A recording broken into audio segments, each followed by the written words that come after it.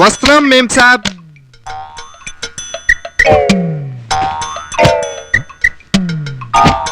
ఏమిటి బట్టలన్నీ? ఈ బట్టలు సోప్ తో ఉతికితే బాగుంటాయా, సర్ఫ్ తో ఉతికితే బాగుంటాయా? చూడ్డానికి అన్ని పాలిస్టర్ బట్టలాగా ఉన్నాయి. సర్ఫ్ తో ఉతికితే బెటర్ కదరా? Yeah yeah correct. మరి ఇంకే సర్ఫ్ పెట్టి బాగా ఉతికేయండి. సరే.